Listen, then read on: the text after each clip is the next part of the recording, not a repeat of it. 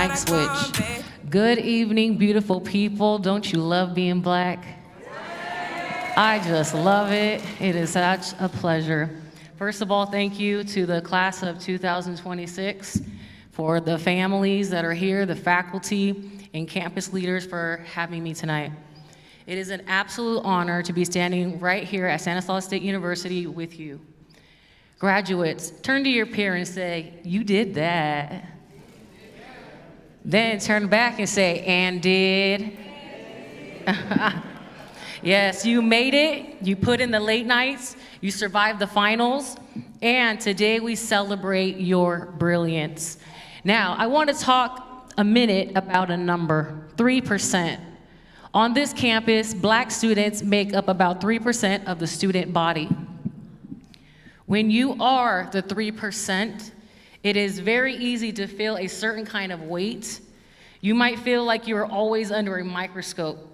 You might feel this quiet, heavy pressure to minimize yourself, to tone down your voice, to shrink your presence, or to apologize for being in the room just to make other people feel comfortable.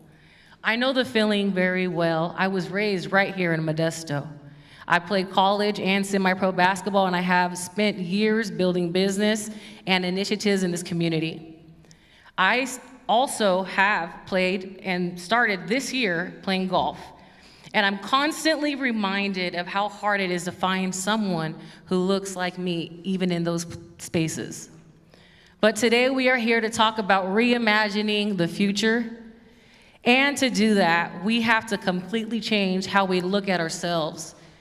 We have to stop apologizing. I want to share a quick history lesson about two words we use all the time, but rarely think about it: confession and profession. They sound different, and today they mean completely different things. You make a confession when you do something wrong. You choose a profession when you look for a career. But hundreds of years ago, both of these words came from the exact same Latin root word, fraterni. And fraterni means to speak out, to admit, or to publicly declare your truth. Think about how society treats us sometimes. Too often, the world expects our black excellence to act like a confession. They want us to treat our identity, our culture, and our successes like a secret we should quietly apologize for. They want us to whisper our achievements so we don't disrupt the status quo. But look at what you did today. Look at that degree you earned. That degree is not a confession. It is your profession. In the oldest, truest sense of the word, a profession is a public vow. It is standing up in front of the community and saying, "This is who I am. This is what I am an expert in. This is the value I bring, and I'm not hiding it." When you walk out of Stanislaus State University, you are not just looking for a job title. You are making a public declaration of your purpose. Think about what happens when we have a big decision to make. We get out a piece of paper, draw a line in the middle, pros and cons. We look at the cons as the things working against us and the pros as the things working for us. When you leave this campus as a 3%, the world is going to try to hand you a pen and force you to write a confession. They want you to focus on the cons, the reasons against you, the limits, the spaces where you don't fit in. They want you to apologize for taking up space. But today, I am telling you to flip that page over. You are done focusing on the cons. From now on, you are only focused on your power, your value, and your impact. Your degree.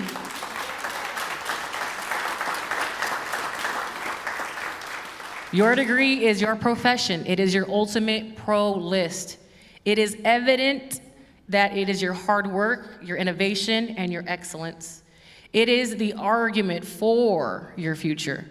Stop writing confessions of doubt and start stepping into your profession of power. When I was playing basketball, I learned a major lesson about spaces. If you're soft, if you're staying in the corners and you apologize for playing hard, you ain't gonna win. You have to claim the entire court. When my brother Josh and I started Thanks for Giving back in 2010 to feed families and give toys and basketballs to kids at Christmas time, we didn't wait for permission. We saw a need in our community, and we declared that we were going to fix it. When I started the Power in Her initiative and directed basketball camps through Hoop Vida, it was all about creating spaces where people, especially young women and Black youth, could proudly and loudly declare their own worth. From 2018 to 2020, I had the privilege of chairing the NAACP's Black Graduates Recognition Ceremony right here in our region. I watched students just like you stand up and claim their future. Every single one of these projects I started was because I refused to treat my purpose like a confession. I didn't whisper it, I professed it. I built businesses, I coached track, basketball, and I served as a president of the United Black Student Unions of California for the Central Region because our community needs leaders who are willing to speak up. You are the 3% on paper, but your impact is 100%. You carry the dreams of your families and ancestors in your footsteps. Do not play small on the court of your life, because the world is your court. Our theme today is about innovation and possibility. Innovation doesn't happen by trying to blend in. Possibility doesn't grow in places where people are afraid to speak up. When you leave this campus, you are going to enter boardrooms, schools, tech companies, labs, and creative studios. Some of these spaces will be lonely. Some of those spaces will make you feel like that 3% again. When that happens, I want you to remember this. Do not minimize your intelligence to make a room comfortable. Do not apologize for your style, your culture, or your perspective. Turn your identity from a confession into a profession. Declare your excellence out loud. Step into your future and show them what comes next when Black excellence is given the space to lead. As a community leader, as an entrepreneur, and as someone who cares deeply about our people, I want to share a deeper truth with you. Innovation and possibilities don't just happen on the outside, they start on the inside. They require spiritual development and mental wellness. When you leave this campus, some spaces will make you feel that heavy 3%, and today I want to give you permission to embrace the spiritual power of a true confession. In the deepest spiritual traditions, a confession isn't about shame. It's about total, unfiltered truth. It is the moment you step away from the crowd, get quiet with yourself, and admit your true feelings. Taking care of your mental health means allowing yourself to confess when you are tired. Spiritual growth means having the grace to confess when you are anxious, when you feel lonely, or when the pressure to be a perfect example of Black excellence feels too heavy to carry. Do not run from those moments. Bring them into the light. Because when you confess your vulnerability to yourself and to God, you don't weaken yourself, you heal. You protect your peace. You build an unshakable spiritual foundation. You realize that you don't have to carry the weight of the world on your shoulders to be worthy. And graduates, it is that exact healed, unshakable spirit that the world is waiting for. Because the change we need out there doesn't start with policy, it starts with you. I'm urging you today to take the power and to be the change makers in every single circle you touch. Be the ones who break generational cycles and bring healing to your families. Be the ones who bring emotional safety, truth, and genuine support to your relationships. Be the ones who lead with integrity, disrupt industries, and build lasting wealth in business. And be the ones who stand up, give back, and protect the collective peace in our communities. Once you have made that inner confession, once you have looked at your own heart, healed your spirit, and reclaimed your peace, then and only then are you ready for the outer declaration. Now, some of you might have noticed these glasses I'm wearing today. And if I'm standing up here telling you to live your truth and to protect your peace, then I need to practice what I preach. I need to make a little confession of my own. Just days ago, I was involved in a bad bike accident.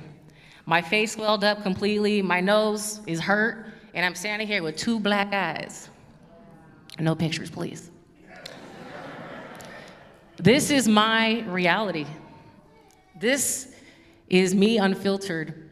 It would have been easy for me to stay home, hide behind a screen or apologize for not being able to show up. But looking less than perfect is a truth. It is exhausting trying to look like you have it all together all the time. But true mental wellness and spiritual growth mean having the courage to show up anyway, to look your situation in the eye,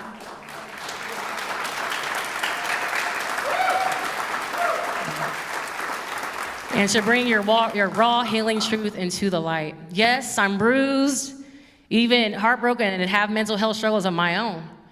But here is the secret. The accident might have hit my face. My heart may be in turmoil, but it is my purpose that must continue.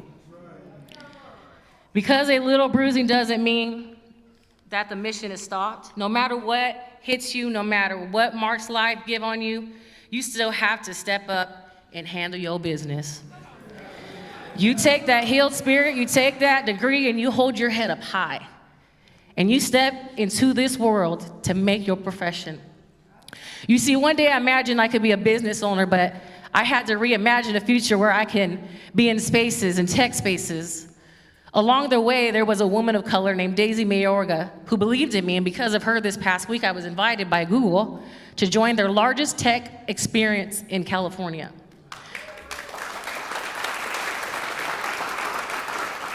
Furthermore, I was able to put on Catherine Ramos, another woman of color, who gained more knowledge and resources that she can apply to all the wonderful things she's doing for our local businesses, including mine. So you see, I felt like a con because I didn't see beyond the possibilities. But now I stand before you as an innovator of our future because through my leadership and collaboration with Google and women tech makers, I am able to put our community in spaces that they never imagined before. More than that, my innovation ensures that Black and brown people are seen, heard, and included in our future of tech and artificial intelligence.